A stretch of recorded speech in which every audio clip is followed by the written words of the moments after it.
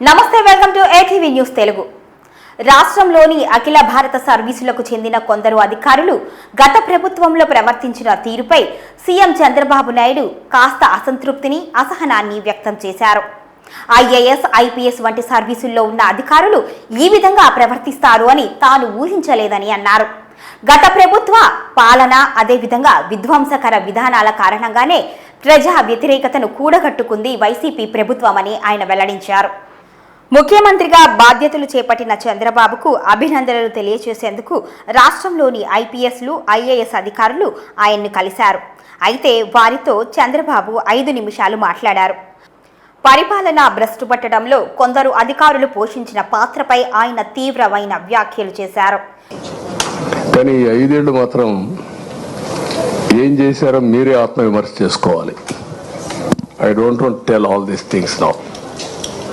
ఎందుకంటే నేను చూసిన తర్వాత అడ్మినిస్ట్రేషను ఇంత అన్యాయంగా తయారవుతుందని నేను ఎప్పుడు ఊహించలేదు. డెవలప్మెంట్ కూడా నేను చూస్తున్నాను, నిన్నటి నుంచి చూస్తున్నా. డిపార్ట్మెంట్స్ అన్నీ కూడా డీఫంక్ట్ అయినాయి, సిస్టమ్స్ అన్నీ కూడా డీరేల్ అయిపోయినాయి.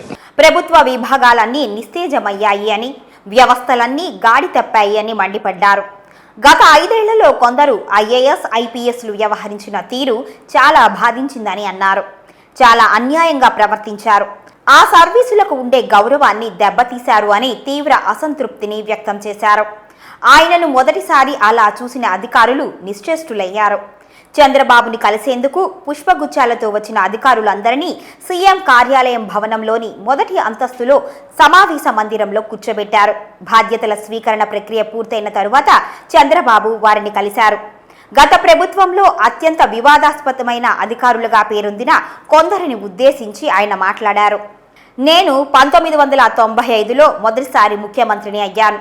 ఇక్కడున్న అధికారుల్లో కొందరు అప్పట్లో నాతో కలిసి బ్రహ్మాండంగా పనిచేశారు, దేశానికి ఆదర్శంగా నిలిచారు.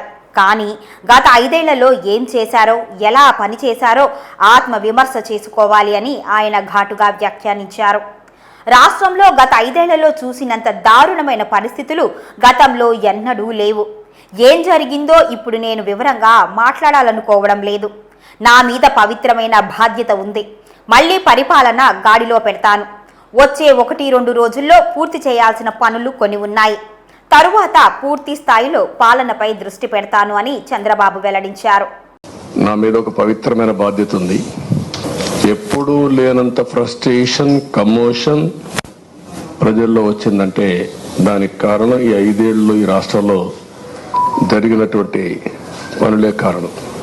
ఎప్పుడు డెమోక్రసీ అనేది ప్రజల అభీష్ట ప్రకారం మనం పనిచేయాల్సిన అవసరం ఉంటుంది. ఆ విధంగా సరే, నేనేదో బాధతో నాకు జరిగిన అన్యాయం కాదు నేను మాట్లాడేది. నాకు జరిగిన అన్యాయం నేను ఎప్పుడూ మాట్లాడను. కానీ రాష్ట్రానికి జరిగిన అన్యాయం అవన్నీ మళ్ళీ ఒకసారి మాట్లాడతాను మీ అందరితో. ఈ వీడియో మీకు నచ్చినట్లయితే మా ఛానల్ని సబ్స్క్రైబ్ చేయండి, లైక్ చేయండి, షేర్ చేయండి. అదేవిధంగా మీ అభిప్రాయాన్ని కామెంట్ చేయండి.